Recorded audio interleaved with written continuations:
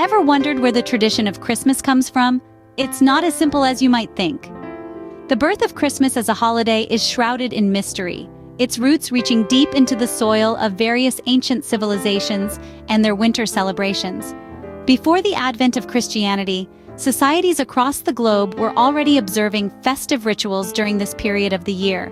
For instance, the Romans celebrated Saturnalia, a festival dedicated to Saturn, the god of agriculture, wealth, and time. The festival was characterized by gift-giving, feasting, and an overall atmosphere of merriment, not too dissimilar from the Christmas celebrations we know today. Meanwhile, in the chilly regions of Northern Europe, the Germanic peoples observed Yule, a midwinter event that marked the winter solstice. During Yule, it was customary to burn a large log and feast until the fire went out, which could take as long as 12 days. The tradition of the Yule log, a staple in many modern Christmas celebrations, can be traced back to this ancient practice. With the spread of Christianity, these pre-existing winter celebrations were gradually integrated into Christian practices. Early Christians found it beneficial to coincide their religious observances with established local traditions. This approach helped to facilitate the conversion process, as it allowed new converts to maintain certain familiar practices, but with a new spiritual significance. This is how the date of Christmas came to be fixed on December 25th, around the same time as Saturnalia and the winter solstice.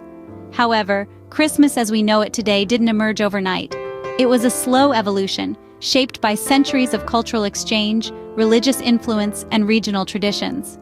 In fact, many of the customs associated with Christmas, such as the Christmas tree, caroling, and gift-giving, have diverse origins and were only gradually incorporated into the celebration. So, it seems Christmas has roots in numerous ancient celebrations, but when did it become the holiday we know today? The Christian adoption of Christmas wasn't an overnight process. It took centuries. Let's turn back the hands of time to the 4th century.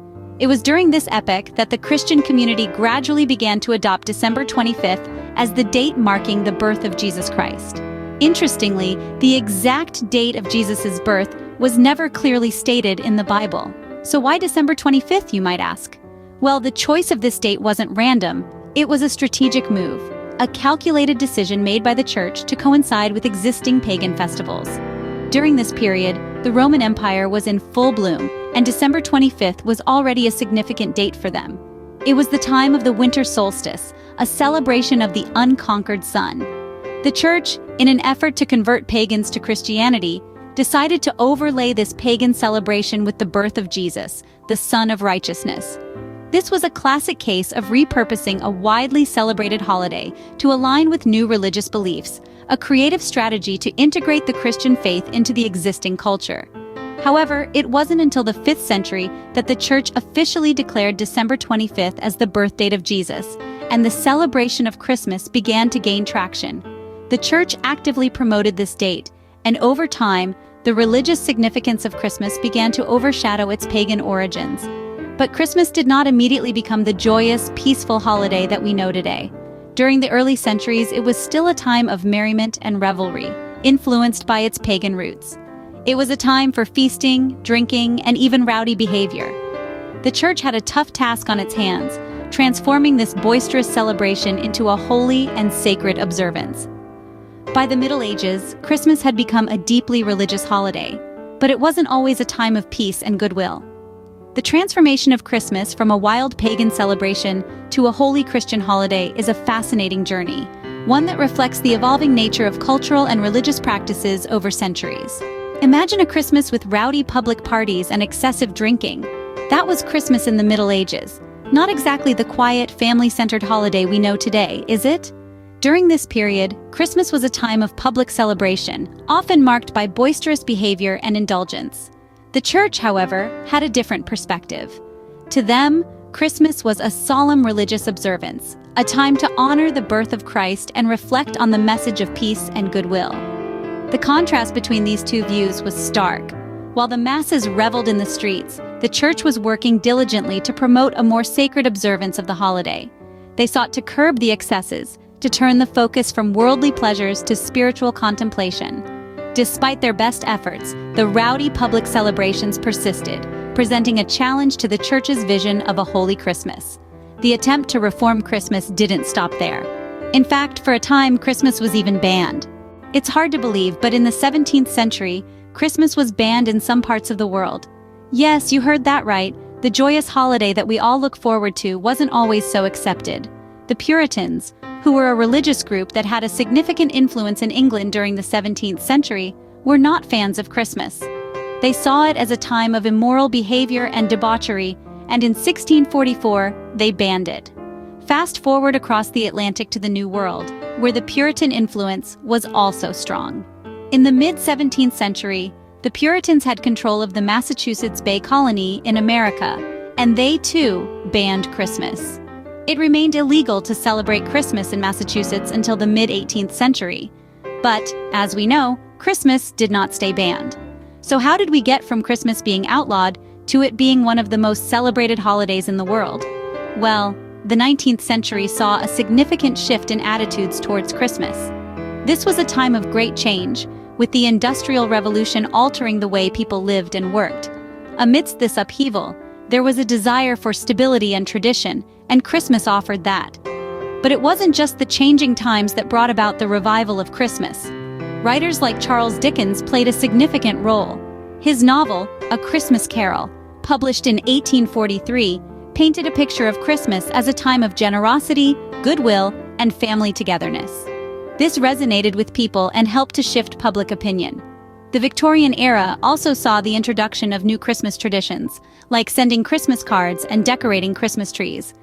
These traditions helped to make Christmas a time of family and celebration, further cementing its place in society. With the revival of Christmas, new traditions began to take shape. From a time of controversy to a season of joy and unity, Christmas has indeed come a long way. And as we continue to celebrate it today, we carry with us the echoes of its fascinating past.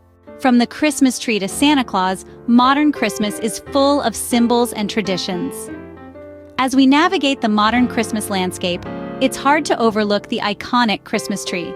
Originating from Germany in the 16th century, it was Martin Luther, the 16th century Protestant reformer, who first added lighted candles to a tree, inspired by the brilliant stars twinkling amidst evergreens. Fast forward to the 20th century, this tradition has evolved into decorating an evergreen, real or artificial, with lights and ornaments. Next, we have Santa Claus. This jolly figure finds his roots in St. Nicholas, a 4th century bishop known for his generosity.